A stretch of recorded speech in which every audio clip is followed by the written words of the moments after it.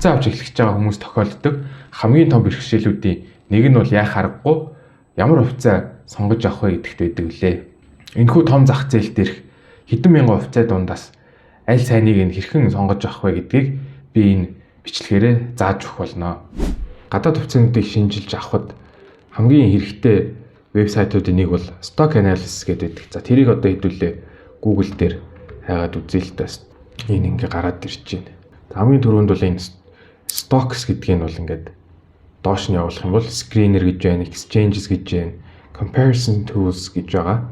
За энэ Screener нь бол ер нь ямар хувьцаануудыг олох вэ гэдэг байгаа. За Exchange дээр бол тухайн улсуудын хөрөнгийн биржүүд нь байна. За Comparison Tool-ыг би танд зааж өгөх гэсэн. Хамгийн түрүүнд Comparison Tool гэдэг бол хувьцаануудыг сонгоод эсвэл ETF-үүдийг сонгож жагаад хооронд нь ингээд харьцуулж үзэхэд маш тохиромжтой байдаг. Жишээлбэл одоо энэ дээр байгаа Apple, Microsoft-ыг за энэ дээр бол одоо capital expenditure буюу яг хөрөнгө оруулалтын дүнгийг нь бол харуулж байна. Энэ дээр бол Microsoft-ийнх бол шууд 20 оноос хойш бол Apple-аас бол шууд 2 дахин одоо бол бүр бараг 10 дахин илүү их мөнгийг бол хөрөнгө оруулалттай бол зарцуулж байгааг бол харуулж байна л та. Энэ юу гэсэн үг вэ гэхээр зэрэг хамаагүй их мөнгөө бол ингээд зарцуулж ийн гэсэн үг. Apple-тэй харьцуулахад яг магадгүй энэ ирээдүйд оновчтой байгаад бизнест нь илүү их орлого оруулж өгөх боловч яг одоогоор бол маш их cash flow буюу бэлэн мөнгийг бол ингээд зарцуулж байгааг бол илэрхийлж байгаа. Тэгэхээр ирээдүйд хэрвээ энэ бүтэхгүй бол Microsoft бол том асуудалд бол орно гэсэн үг. Хөрөнгө оруулалтын дүн бол яг 23 оноос бол шууд эрчимтэй өссөн байгаа нь бол яа харахгүй OpenAI-д хөрөнгө оруулж байгаа өчнөө тэрбумаар хөрөнгө оруулсны мөнгө бол энд бол харагдаж байгаа. Тэгэхээр энэ дээр юуг нь харьцуулах нь зүгээр гэдэг хэрэг зэрэг revenue growth гэдэг борлуулалтын орлогыг нь бол харьцуулчихад зүгээр байдаг. За ингээд жилийнх нь өсөлтүүдийг нь бол харуулж байна. Аль компани илүү өсөлттэй байсан бэ гэхээр зэрэг Microsoft бол Apple-аас бол арай илүү өндөр өсөлттэй байсан бол эндээс шууд харагдаж байна. Ашигын маржнуудыг нь бас ингээд харьцуулаад үзэж болдог байгаа. Маш олон харьцуулж болох үзүүлэлтүүд бол байгаа. Хувьцааных нь ханшийн өсөлтийг нь харахад бол бас болж байна. Хувьцааны ханшийн өсөлт бол яг харахгүй Apple бол Microsoft-оос арай өндөр байсан мөн. Ялангуяа 25 оны сүүлээс хойш бол шууд нэгэн дээшээ нөгөөх нь доошоо явцсан байгаа. За эндээс бол бас Microsoft-ийн ханш бол хэрэг унсныг бол харж болж байна. Нийт ашиг нь бол харчих дуртай байдаг. За нийт ашиг бол хоёлоо өссөн юм байна. Тэгээ маржныг нь харчих хэрэгтэй. Нийт ашигын маржин ингээ ер нь бол өсөж явах хэрэгтэй байдаг. Өсөж явах юм уу эсвэл яг тогтмол дүнгээ бол хадгалж үлдсэн байх хэрэгтэй байдаг. Өсөж явах юм бол сайн гэж үзнэ. За Apple-ийнх бол 2021 оноос хойш бол тогтмол бол өссөн юм байна. Илүү их ашигын маржинтай буюу илүү их ашигтай ажиллаж чадчихжээ. Өртгөө буулгаж чадсан эсвэл борлуулалтын орлогоо өсгөөд өртгөө бол өсөхгүй яг тогтмол барьж чадсан гэсэн үг. Хажууд нь бол Microsoft-ийн маржин бол яг л 20 оноос хойш бол өсөөгүй 68, 70% таа бол барьсан байна. Profit margin гэдэг цэвэр ашигын маржныг бас харчээ. Цэвэр ашигын маржин бол хоёулаа бол тогтмол бол харагдаж байна. За Microsoft-ийнх бол хамаагүй илүү өндөр байд юм. Яг магадгүй энэ Apple-ийнх бол илүү hardware гар утас ноутбук, компьютер зардаг. Microsoft бол илүү software, програм зардаг болохоор арай илүү ашигын маржинтай байж магадгүй юм. Тийм болохоор Apple-ийнх бол 27% байхад Microsoft-ийнх 39% гэж бол гарч ирж байгаа харагдаж байна. За хоёр дараачих нь бол free cash flow-ыг нь бол бас харчих хэрэгтэй. Энэ бол яг operating үйл ажиллагааны мөнгнөөс хөрөнгө оруулалтуудыг нь хасаад тэгээ ажлын капитал энэ хасаад ер нь хэр их бэлэн мөнгө ингээд үйл ажиллагаанаас ингээд олж авсан юм бэ гэдгийг бол харуулдаг байна. Энэ бол яг харахгүй өсөж явах хэрэгтэй гэдэг. Хэрвээ free cash flow унжаах юм бол ер нь бол компани мөнгө хийхээ болж эхэлж байгааг бол итгэдэг байгаа. За эндээс харахад бол Apple-ийнх бол 25 оны 3 дугаар улирлаас хойш бол шууд өсөлттэй бол харагдаж байна. Microsoft-ийнх бол харин яг тогтмол бас өсөлтийг бол харуулж байна. Гэхдээ Apple шиг бол өсөлтийг бол үзүүлэлгүй харагдаж байна. За энэний дараа бол өрийг нь бас харчих хэрэгтэй. За өөр бол хоёулангийнх нь бол буурч байгаа харагдаж байна. За энэ бол сайнны тохио. Хоёр компани хоёулаа бол ер нь өрөө ингээд бол төлж байгаа харагдаж байна. За эндээс бол ингээд компаниудыг яаж хооронд нь харьцуулдаг юм бэ гэдгийг бол харлаа. Stock lists гэдгийг онцолж ярих гэж бодлоо. Stock list дээр бол яг popular list буюу хамгийн их хүмүүсийн сонирхож харж байгаа жагсаалтууд байна л да. Энэ дээр бол хамгийн их ногдол ашиг тараадаг хувьцаанд дундаа хамгийн дээгүүрт ордгууд байна. Хамгийн олон ажилтнтай компани, тэгээ хамгийн их орлоготой компани гэдэг тэгэхээр компаниудын жагсаалтууд бол байна. За тэр дундаа бол би яг аль компаниг илүү сонирхож байгаа юм бэ гэдгийг бол эндээс бол бас ингээд салбараар нь харж болж байна л да. Жишээлбэл одоо ингээд artificial intelligence буюу хиймэл оюун ухаан байна. Цэвэр эрчим хүч гэж байна. За дрон байна. Тэгээд байгалийн ховор элемент гэдээ бол бас байж байна л да. Эдгээр салбарууд бол бас сүүлийн үед бол нэлээд их анхаарал татж байгаа. Өсөлт үзүүлж магадгүй байлуу гэсэн компаниуд байдаг. Тэгэхээр энд бол одоо 10 компаниг бол шууд гаргаж ирж байна л да. Нийт 35 тэрбумын зах зээлийн үнэлгээтэй. Тим ч их бол биш юм байна. За энэ дээр бол дөрвөн юутай Energy Fuel гэдэг компани байна. MP Materials гэж байд юм байна. За эдгээр компаниуд бол шууд хамгийн дээгүрт ордог компаниудыг нь бол гаргаад өгч чинь. Эндээс бол та компаниг нь бол ямар компани юм бэ гэдгийг мэдэж авахын тулд та профайл дээр нь дараад за яг юунд явуулдаг, хаана байгуулагдсан, хэдэн онд байгуулагдсан, хизээ IPO хийгдсэн энэ нь бол гарч ирдэг байна. За дрон гэхэд бол RTX, BA, Boeing компани гэж байдаг. Онгоцны компани эднийх бол бас ингээд дронд бол оруулалт юм байна. Ondas гэдэг компани байдаг. Гэхдээ эднийх бол market cap зах зээлийн үнэлгээгээр бол 4.7 тэрбум долларын үнэлгээтэй юм байна. Тэгэхээр бас харьцангуй жижигхэн компани тул хувьцааных нь ханш бол асар хүчтэй савлах тийм эрсдэлтэй л гэсэн үг. За энэ дээр бол одоо цэвэр эрчим хүч буюу нарны салхины эрчим хүчнүүд бол байдаг байгаа. За энд бол Enphase Center гэдэг зөндөө цэвэр эрчим хүчний 41 компани харьцангуй том 700 тэрбумын зах зээлийн үнэлгээтэй болсон юм байна. За энд бол хамгийн онцолж байгаа компаниуд бол орох.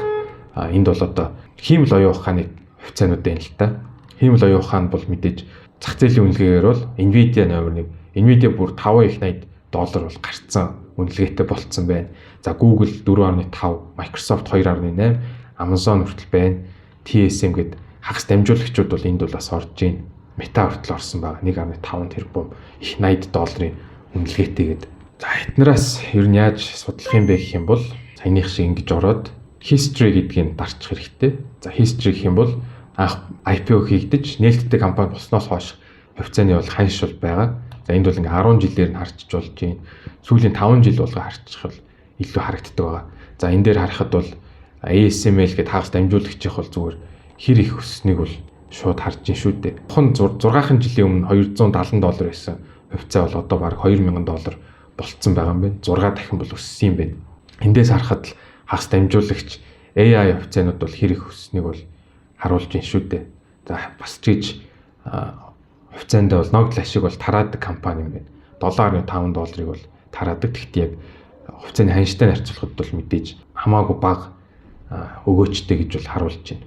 Тэрний дараа stock analysis дээр хувьцаануудыг яг юу хамгийн сайн харуулдаг вэ гэхээр зэрэг би бол энэ хувьцаануудын санхүүгийн тайланг харуулдаг нь бол их таалагддаг надад бол энэ stock analysis дээр TTM дээр нь тавьчих юм бол яг ингээд улирал болгоноор нь шууд харьцуулаад харуулцдаг. За энэ дээр бол revenue хэр их өссөн бэ гэдгийг бол шууд графикаар чартаар бол харчиж байна л да. Энэ чартаар харж байгаагийн учир нь бол яг тогтмол ингээд өсөж чадж гэнэ үү аль улиралд харьцангуй бага өсөлтийг үзүүлж унсан юм бэ гэдгийг харж болно. За сүүлийн жилүүдэд сүүлийн улирлуудад хэр их өсөлтийг үзүүлсэн юм бэ гэдгийг бас харчдаг. За annual дээр нь тавих юм бол жилээр нь бол ингээд харчдаг. Ер нь бол тогтмол өссөн байна.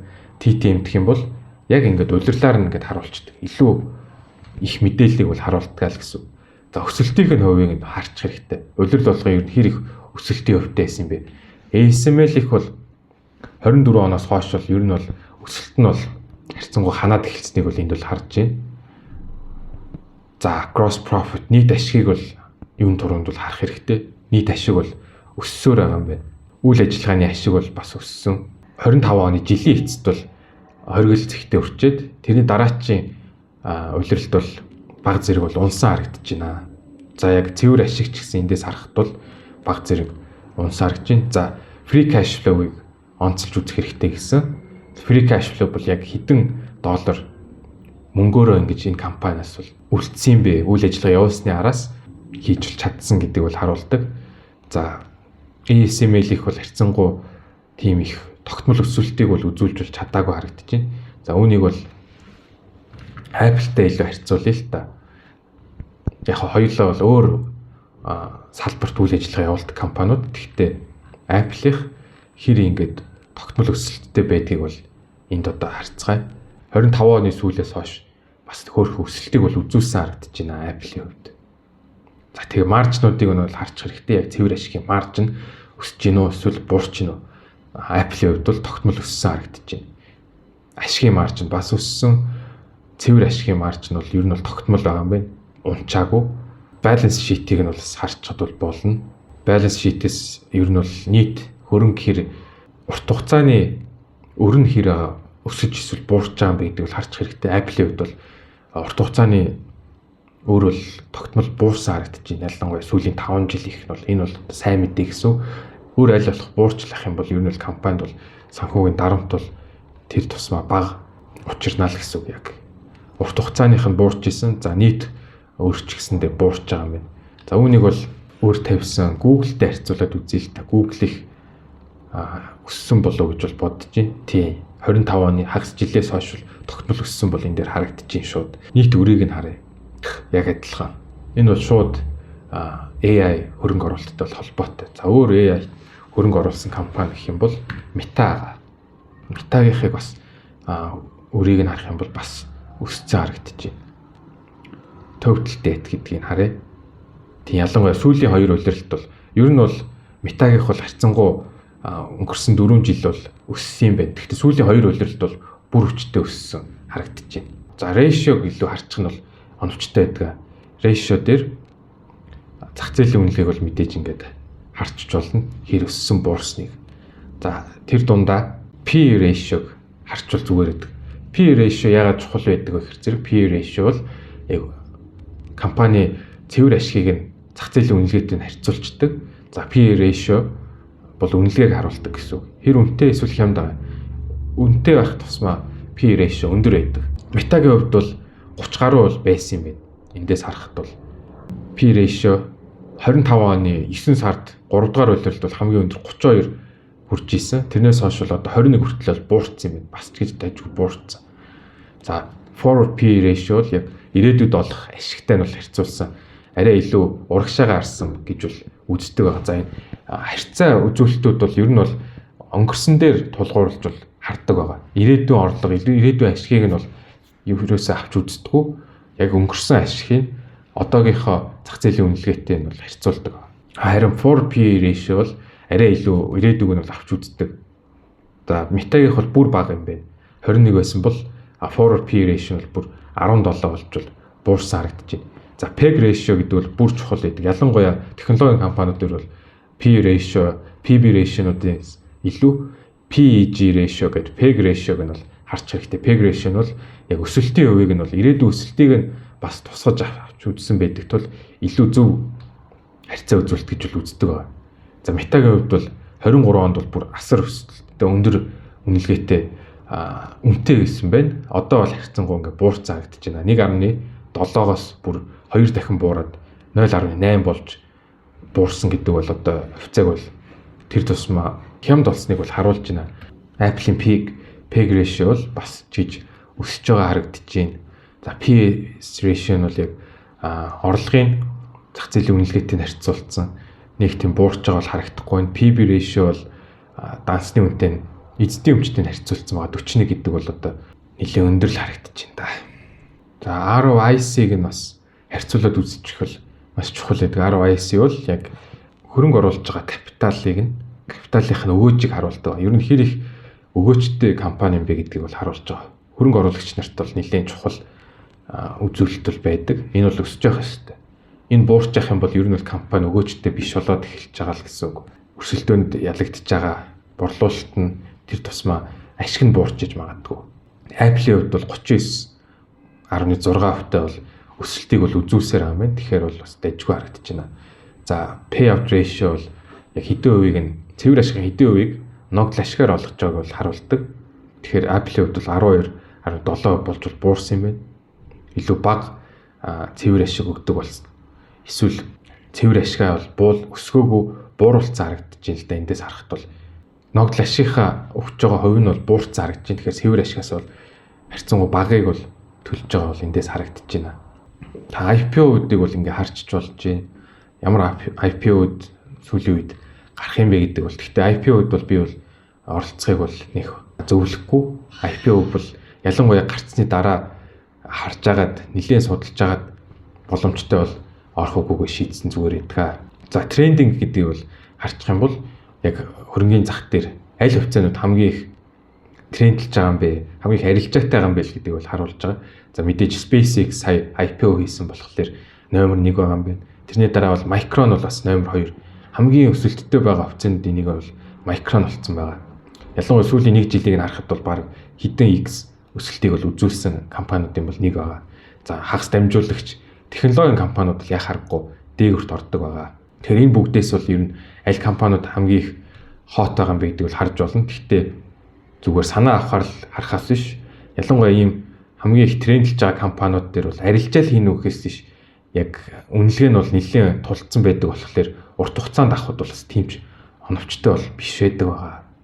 За market movers гэх юм бол яг хамгийн их өсөж байгаа буурч байгаануудыг бол харуулдаг. Гэхдээ эдгээр бол зах зээлийн үнэлгээнүүд нь бол хамаагүй байдаг болохоор харьцангуй бага зах зээлийн үнэлгээтэй жижигхэн компаниуд бол өндөр эрсдэлтэй бол байдаг байгаа. За гэх мэтчлэн би танд бол stock analysis-ыг бол яаж хэрэгэлтийг бол харууллаа. Ямар хувьцаа авахаа юу ч мэдэхгүй байгаа үед stock analysis-ээс ашиглаж ямар салбар нь хамгийн их өсөлттэй байгаа хөрөнгө оруулагчдын анхааралд байгаа тэр дундаа тэр салбар дотроо аль компаниуд байдгийн бэ гэдгийг бол саяны stock analysis-ээс бол харчлаа. За бас дээрэс нь санхүүгийн үзүүлэлтүүд дээр нь яг алийг нь яаж ингэж чарт зургаар нь ингэж харж анхаарал тавих юм бэ гэдгийг бол харж чадлаа. Тэгэхээр одоо stock analysis гадна Finviz гэж вебсайт байдаг. Finviz бол бас та ашигласнаар ямар компаниудыг олж авч хөрөнгө оруулалт дажгүй юм бэ гэдэг санаа авах зорилготой вебсайтуудын бол нэг байдаг. За Finviz руу ороод бол Groups гэдэг рүү нь юм түрүүнд орчих хэрэгтэй. Groups гэдэг дотор бол танд бол аль салбарууд хамгийн их өсөлттэй эсвэл бууралттай байгааг бол харуулцдаг. За энэ дотор бол шууд 1 жил болон он гарснаас хойших үзүүлэлтийг бол харчих хэрэгтэй. Сүүлийн 1 жилийн хугацаанд бол consumer defensive, consumer cyclical гэдэг хувьцаанууд бол хамгийн бага өсөлттэй байсан. Харин технологи, хүнд үйлдвэр, communication service гэдэг ер нь бол технологийн хувьцаанууд бол хамгийн өсөлттэй байсан бол шууд харагдаж байна л та.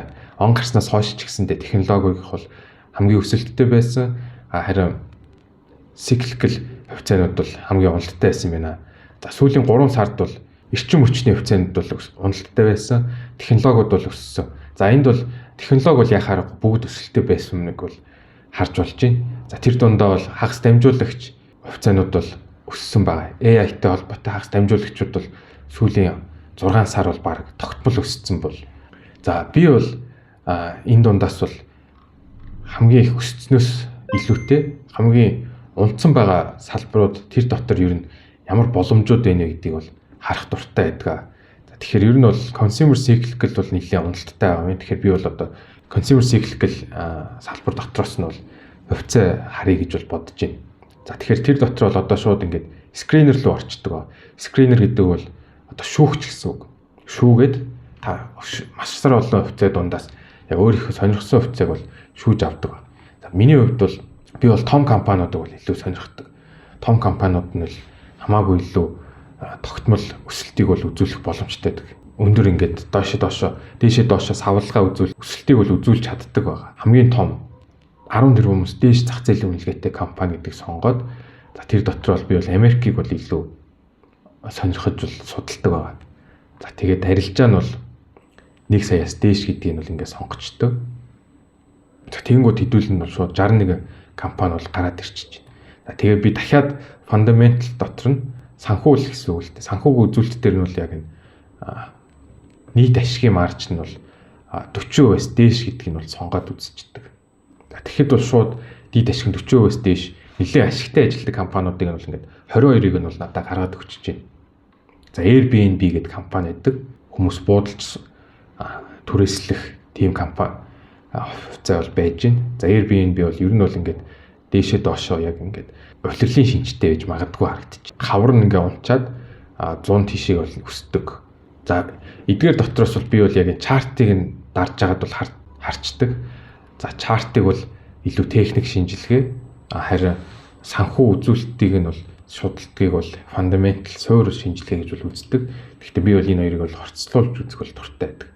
Яг фундаментал дотроо саяны адаглаад нийт ашигтай ажилтдаг компаниг нь бол би сонгоод авчлаа. За энэ дотор бол Amazon бол нэлийн сонирхолтой харагдчихэв. 5 сард бол нэлийн өссөн байжгаад одоо бол бас ч гэж 280-аас 240 болоод бол баг зэрэг унтсан юм байна. За өөр мэддэг компани бол McDonald бол тогтмол унтсан харагдчихэв. 3 сараас хойш тогтмол унтсан юм байна. Тэгэхээр 3 сарын хугацаанд бол асуудал үүссэн бол тэрийг нь бол уг нь бол олж мэдчихээд тэгээд хөрөнгө оруулсан нь зүгээр баг. Гэхдээ надад бол ямар ч гэсэн Amazon, McDonald, за Nike-с их сонирхолтой харагдчихэв. Энэ дээр бол шууд Finviz-с техник шинжилгээ үзүүлээд multiple bottom гэдэг нэлийн доош яг энэ 42-3 дээр бол ханш бол унчаад тэгээд бол тэрнээс доош бол унаагүй яг тэн дээрээс дээшээ бол баг зэрэг өссөн харагдчихэв л та. Тэгэхээр бол Nike бол уналт бол хандсан байж магадгүй гэлтгэж байна. Nike-г бол бүгд мэдж байгаа пүүзний компани шүү дээ. За эндээс л ихэд шууд 3 компани бол миний анхаарлыг бол татж байна. За эндээс энэ 3 компани тэгэхээр одоо судлаад үзчих хэрэгтэй гэсэн үг. Nike бол нэлээд дэжгүй, нэлээд сайн унтсан харагдаж байна. Энэ дээр history-г нь харахад л 2021 оноос 5 жилийн хугацаанд бол унтсан юм байна. За санхүүгийн шууд харчихъя л та. TTM дээр тавьсан. 24 оноос хойш бол өсөлт бол харагдахгүй, тогтмол унтсан.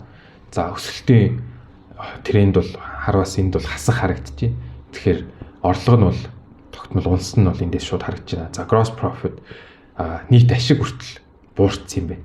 Тэгэхээр энэ бол шууд одоо миний шаардлагыг бол хангахааргүй болчихлоо. Би бол Nike-ийн хувьцааг бол эндээс хараад л шууд аваад бол дэмий гэж бол харагдаж байна. За дараачих нь Amazon. За Amazon-ийн хувьд шууд эндээс ингээ харагдаж шүү дээ. Сайхан тогтмол шууд орлого нь бол өссөн юм байна. Орлогын өсөлтийн хувь бас 22 оноос хойш бол унтсан байжгаад 25 оноос хойш бол сүүлийн 1 жилийн хугацаанд бол өсөж байгаа харагдаж байна. Бас адилхан нийт ашиг маань бас ингээ тогтмол өссөн байна. Цэвэр ашиг бол 22 оноос хойш бол асар хүчтэй өссөн байна. Тэгэхээр эндээс харахад бол Microsoft биш Amazon бол бас хөөрхөн free cash flow бол харин унтсан байна. Яг гэвэл CapEx-ийг харсахад бол Amazon бол бас маш их мөнгийг бол хөрөнгө оруулалттай бол зарцуулж байгаа. За цэвэр ашигын маржин харчээ өсөж явах бол сайн байдаг. 50% болж бол өссөн юм. Бараг 40% байсан шүү дээ. Тэгсэд бол одоо бол 50% болж өссөн юм байна. За ашигын маржин бас тогтмол өссөн байна. 22 оноос хойш бол маш сайн өссөн харагдаж байна. Эндээс харахад бол Amazon бол миний сонирхлыг бол татаж чадчихэв. За ratio дээр очиж, ratio дээр үнэлгээг нь бол харчих хэрэгтэй гэсэн. Үнэлгээ бол тогтмол бас буурсан байна. 24 оноос хойш бол доошоогоо трендтэй харагдаж байна. Тэгэхээр энэ бол хямд болж байгааг илтгэж байгаа. За PS ratio бол харин бага зэрэг өндөр байгаа юм байна. ROE бол өсөж явах хэрэгтэй. Тогтмол байна. Тэгэхээр бас гэж ROIC бол бас жоохон буурсан байна. Тэгэхээр Amazon бол бас яг тийм хөрөнгө оруулагч нарт үзүүлж байгаа өгөөж нь бол өндөр бол биш байгаа юм. Уг нь бол цэвэр ашиг бол өсөөд тахад эдгээр нь бол өсөөгөө нэхлээ бас сонирхолтой юм. Илүү судалгаа хийх шаардлагатай гэж магадгүй. За гэх мэтчлэн Finviz-ийг бол та аль салбар хамгийн их өсөлттэй, аль нь уналттай дотор боломжууд байна уу? Хөрөнгө оруулаад сонирхоод авчих магадгүй зах зээл хямдаар үнэлсэн. Юунес ч усныг нь мэдэхгүй. Гэхдээ ямар ч гэсэн хямдаар үнэлсэн санхүү энтрийг үзэхэд дэжгүй боломжийн байх юм бол бас багцтай аваад хөрөнгө оруулах боломжтой гэж зөв компаниг бол харуулж өгдөг байгаа. За Finviz-ийн дараа бол Guru Focus үнэлгээний вебсайт байдаг. Та Guru Focus гээд орох юм бол гараад ирчих. За энэ дотор Nvidia-г бол хамгийн их хүмүүс харсан юм байна.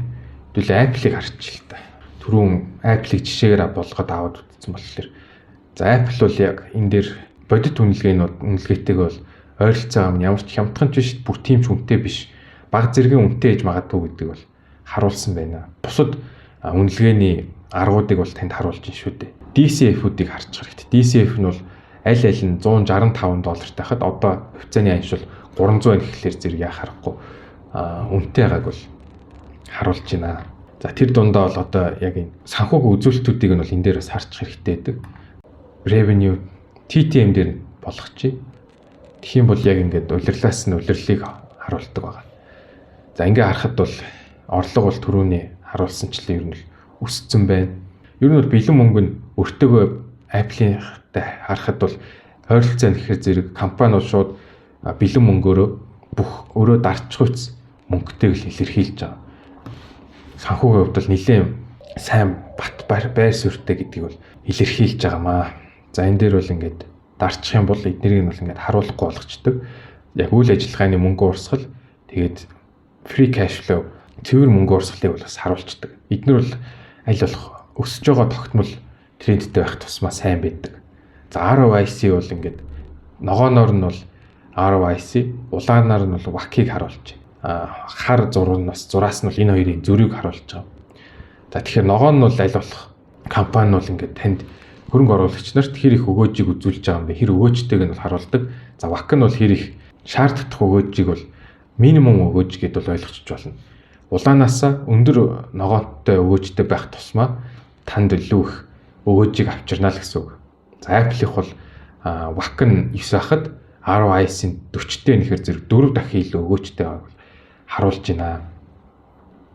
Тэгээд сүүлийн 4 жил бол тогтмол өссөн нь бол нэлээд сайн гэсэн үг байна. Shares outstanding бол одоо яг эргэлтэн дага хувьцааны тоош хэрэг. Энэ бол буурч явах тусмаа хувьцааны ханшийг өсгөхөд бол илүү нөлөөлдөг. Буурч явах тусмаа сайн л гэсэн үг. За тэрний дараа бол юунаас борлуулалтаа олдсон бэ гэдгийг бол харчиж болно. Apple-ийн хувьд бол iPhone нь бол нийт борлуулалтын талыг нь бүрдүүлдэг юм байна. Сервис байна, Mac, компьютер, iPad. За сервис бол ер нь бол iOS Store нь хэр их мөнгө олдсон юм бэ гэдгийг бол харуулж байгаа. За 25 онд бол $416 тэрбум орлоготой ажилласан. Тэндээс бол тал нь бол нийт ашиг болсон байна. 195 тэрбум. За тэгээд цэвэр ашиг нь бол 112 тэрбум цэвэр ашигтай 27% цэвэр ашигын маржинтай нэгдвэл асар хүчтэй сайн ашигтай ажилладаг компаниг бол харуулж байгаамаа. За тэгээд баланс шитийг бол харчиж болж байна. Apple-ийн хувьд бол харьцангуй бага өртөө байдаг. За энэ дээр бол яг борлуулалтын сегментээр бол харуулчих чинь л та. 50% нь бол iPhone-оос гэж бол харж байна. Сервис бол 26% гэдэг. Аль улсаас дийлэнх орлогоо олдсон бэ гэдгийг бол бас эндээс бол харчиж болно. За эндээс дараачийн чухал нэг харах зүйл нь бол энэ өсөлтийн хувийг харчих хэрэгтэй. Өсөлтийн хувь бол өсөж явах тусмаа бол сайн байдаг. Хэр их өсөж байгааг бол эндээс бол харцдаг. Free cash flow-ыг дарчих юм бол бас энэ дээр. Гэхдээ энийг бол summary дээр бол түрүү харцсан болохоор нэг хэрэггүй юм байна. За дараагийн шууд DCF үнэлгээ дээрээс харчий. За хувьцаа болгоныг яг DCF үнэлгээгээр бол харахад бол дэмий байдаг. Ямар хувьцаануудыг DCF-т хэрэгтэй вэ гэхээр зэрэг нэлээд өсөлтөө үзүүлээд шанцсан компаниуд дээр бол DCF-ийг бол харах хэрэгтэй. Дор ээж 10 жил түүнээс дээш нээлттэй компани байцсан компаниуд дээр бол DCF-т ч бол харах хэрэгтэй. За тэр дунд free cash flow-г бол харчих хэрэгтэй. Түрүү ярьсанчлаа эдний DCF үнэлгээгээр бол $165 гэж бол гарч ирж байна. Тэгэхэд бол хажууд нь хямд үнэлгээтэй компани бол ер нь бол олоход бол их хэцүү байдаг.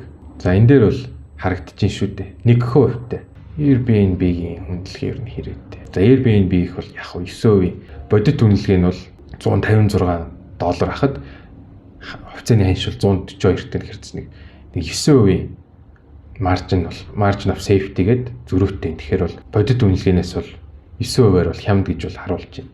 Incognito mode дээр тавьсны нэг шалтгаан бол энэ байгаа.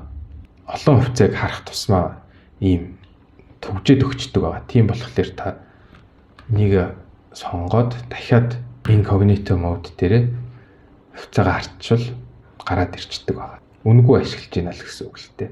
За тий Adobe-х бол free cash flow-гоор бол $700 ах үнэлгээгээр $776 ахад хувьцааны ханшил 195 байв. бараг 70% зөрүүтэй гэхэр зэрэг уг нь бол гэхдээ ийм их зөрүүтэй байхаар бас магадгүй нэлээд том асуудалтай байдаг. Тэгэхээр хэтэрхий ийм үнэлгээний зөрүүтэй компани бол бас дэмээд магадгүй бас асуудалтай байгааг илтгэж болцсошгүй байдаг. Тэгэхээр ер нь бол нэг 15-аас 25-30% үнэлгээний зөрүүтэй байх нь миний хувьд бол нэлээд дэжгүй гэж бол хэлэхээр байна. Шууд 70% зөрүүтэй биш. Харин баагаан зах зээл ч юм уу нэлээд хүчтэй уналтын дараа 50-60% зөрүүтэй байх юм бол тэр бол маш том боломж идэг. Тийм байх юм бол би шууд хувьцааг бол аль болох авахыг бол боддог. За гэх мэтчлэн хувьцаануудыг бол ингээд гүрүү фокусаар бол DCF-т ч бол харж болдгоо. За ямар ч хэдүүлээ ямар үзүүлэлтийг нь санхүүг нь бол үзсэн, салбараар нь бол харцсан. За тэгээд салбар дотроо аль хувьцаануудыг яаж скрин хийж шилж сонгож авах юм бэ? Тэгээ үнэлгээ нь хэр өндөр хөөсрөлттэй байгаа эсвэл хямдхан байгаа юм бэ гэдгийг бол ингээд 3 вебсайтыг ашиглаад бол үзээд бол сурчлаа. Сонирхож байгаа хувьцаануудынхаа санхүүгийн тайланг харж байх ер нь бол шаардлагатай. Яагаад гэвэл санхүүгийн тайлангийн мэдээ гарснаас хойш хөрөнгө оруулагчид нэмж авах эсвэл зарах тийм үйлдэлүүд их ажиглагддаг тул ер нь бол улиралдаа нэг санхүүгийн тайлангаа гарах болгонд нь ер нь бол харж яах нь бол зүгээр байдаг. Харахгүй байсан ч болно урт хугацаагаар авах юм бол.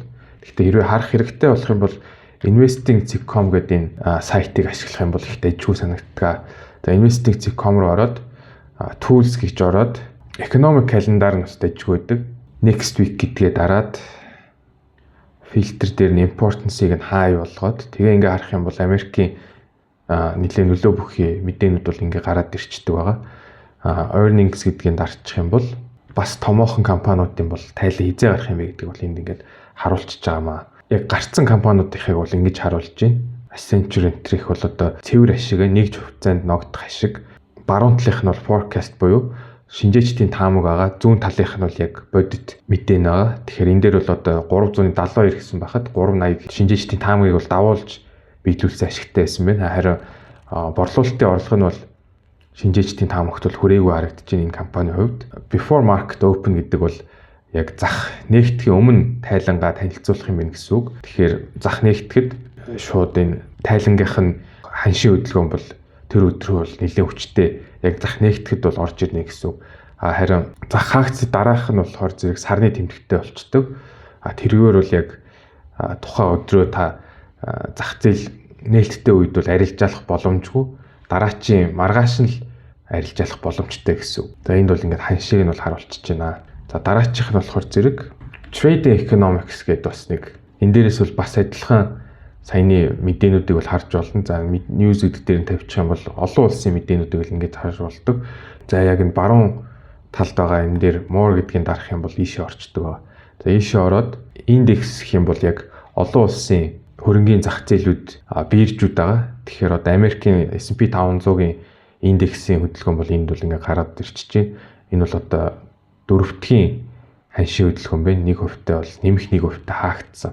Nasdaq бол 2.5% хаагдсан юм. 7 хоногийнх нь хөдөлгөөн сарынх он гарснаас хойш тэгээд 1 жилийн хөдөлгөөн байна. За Японых байна. Англих байна. Олон улсын хөрөнгийн зах хэрэгийг харчиж болдог байгаа. Монголын хүртэл бол гарч ирдэг байгаа. Энэ MSCI 20 гэдэг бол Монголын топ 20 бол гараад ирчих чинь дээр нь дарчих юм бол бас шууд ингээ гаргаад өгчдөг байгаа. Криптог бол харж болно. Биткойн, Ethereum энэ ер нь tree map-аар нь харчих юм бол крипто зах зээл хэр байгаа юм бэ гэдэг бол харчиж байна.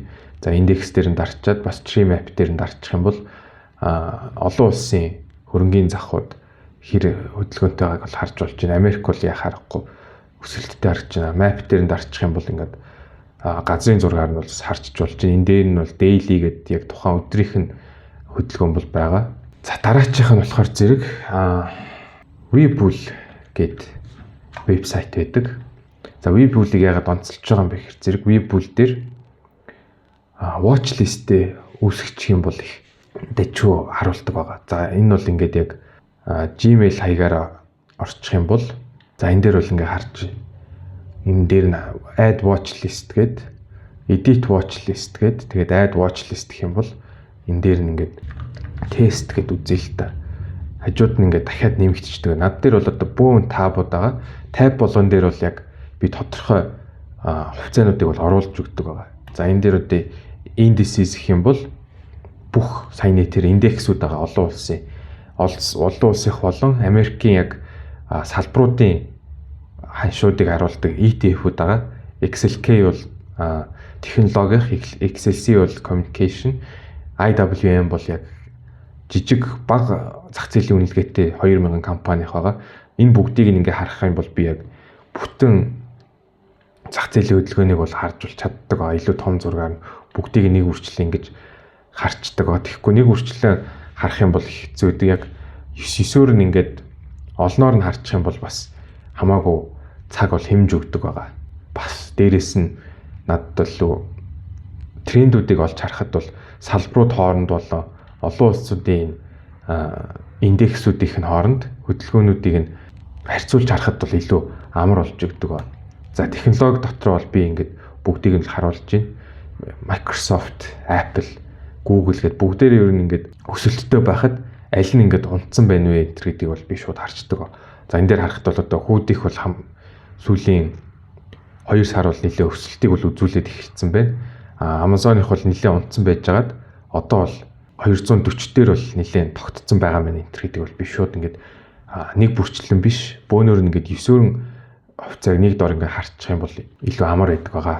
За Microsoft бол одоо ингээд унаад ахад бусд нь бол уналтуул аль хэдийн тогтцсон харагдаж байна. Бүр өсөлт рүүгээ бол харагдаж байна. Тэгэхэд бол Microsoft ганцаар унаад байгаа бол бас жоохон эрсдэлтэй ээж магадгүй бол харуулж байна.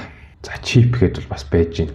Чип дотор бол яг бүх хагас дамжуулагч хувьцаанууд бол байгаа. Nvidia, SMH гэдэг бол яг бүх томоохон хагас дамжуулагч нарыг бүгдийг нь багтаацсан ETF байгаа.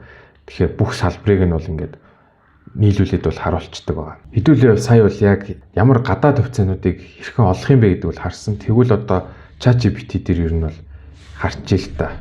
Google-ийг харуулж байна, Amazon, Meta гэд Facebook-ийн толгой компани эдгээр компаниудыг бол харуулж байна л та. Тэгэхээр энэ дээр ингээд яагаад ингээд эднэрийг санал болгож ийн вэ гэдгийг нь бол харуулж байна.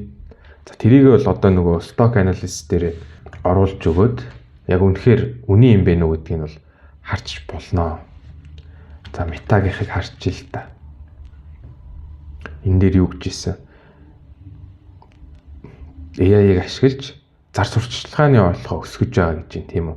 Тэгэхээр үнэхээр Meta зар сурталчилгаа орлогоо өсгөж чадчих байгаа юм уу? Яг уу сүүлийн бараг 1 жилийн хугацаанд бол өсгөж байгаа мэдээлэл нь бол үнэн байж магадгүй харагдаж байна. Цэвэр ашиг гэдэг нь бол бас өссөн харагдаж байна.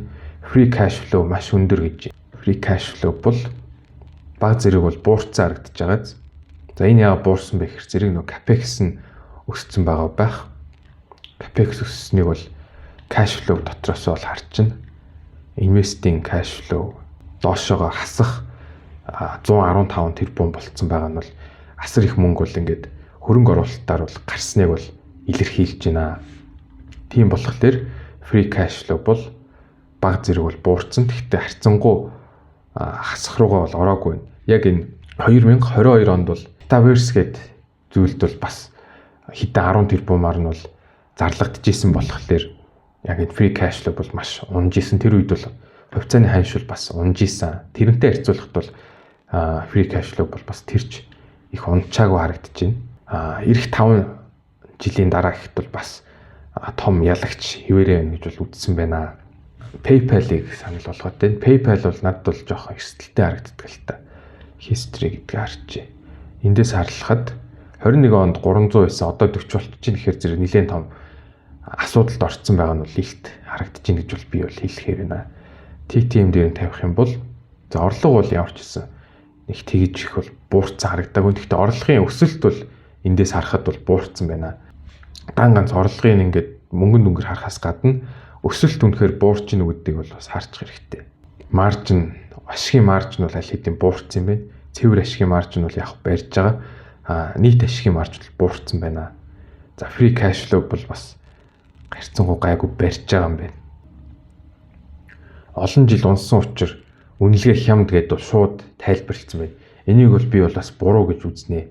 52 7 хоног шувтан унтсан байх юм бол хөрөнгө оруулагч шинжээчд мэдээж тэнэг биш юм чинь ямар нэг том асуудлыг нь харгалзаад хувьцаагаа бол зарч унахсан байгаа. Тэгэхээр олон жил унсан тул дан ганц хямд гээд бол авах нь бол маш эрсдэлтэй байдаг. Тиймээс та өөрсдөө ингээд хувьцааныхаа шинжилгээг бол хийчдэг байх чадвартай байх нь бол их чухал байгаа. Яагаад гэвэл зэрэг ChatGPT-гээр шууд хайх юм бол эрсдэл өндөрч өгөөж их байж магадгүй гэдээ бол шууд тайлбарлагдсан байна л та. Их өнгөцгөн энэ дээр бол харуулад байна л та. Тийм болохоор зэрэг ядаглаад л дэлгэрэнгүй хувьцааны шинжилгээ хийж хийдэг ч юм уу нэлээд дэлгэрүүлж хайхгүй бол дан ганц ингээ харах юм бол санал болгож байгаа шалтгаан нь бол асар өнгөцгөн муу харагдаж байна. За энэ дээр бол харж байна те 10,000-тай ирэх 5 жилд бол би энэ хувьцаанд бол хөрөнгө оруулна гэдэг дотор бол PayPal орсон байна. За би бол PayPal-ыг бол эрсдэлтэй гэж бол үзэж байгаа. Яагаад 80% унсан бэ гэхээр зэрэг яг шууд ковидын араас бол зах зээл нь бол эрчимтэй өрсөлдөөнд бол нэрвэгдсэн. Тийм болохоор зэрэг PayPal бол зах зээлд эзэлж исэн зах зээлээ бол алдсан гэж бол тайлбарсан байна. Энэ бол мэдээж хамгийн том эрсдэл нэ. За энд бол хамгийн доор нь бол бас тайлбарсан байна л та. Хамгийн хямд үнэлгээтэй боловч хамгийн их маргаантай хувьцаа гэж бол харж байгаа гэхээр зэрэг. Гэхдээ энэ дээр бол яг хамгийн доор нь бичснээс биш. Яг энэ дээр нь бол эрсдэл энтрийг нь бол нэлээд тайлбарлаж өгөөгөө харагдаж байна л та. Тийм болохоор зэрэг дан ганц ChatGPT-д итгээд бол би бол хараахан болоогүй. Эсвэл яг энэ промпта маш сайн бичдэг болж иж энэ AI-уудаар хувьцааныхаа шинжилгээг бол хийлгэсэн зүг гэж бол хэлэхээр байна. Тийм болохоор зэрэг одоо ч гэсэндээ өөрсдөө хувьцааныхаа шинжилгээг маш сайн хийдэг болоод сурчих нь бол зөв чухал болохыг бол энэ бичлэгээр бол хэдүүлээ олж авч харлаа. За дараачийн бичлэгээр бол би багцуудаа яг хэрхэн бүрдүүлээд хэрхэн бенчмарк хийж тестлэх юм бэ гэдгийг бол тайлбарлах тул та заавал subscribe хийж follow хийгээрэй гэж бол хэлэхээр байна.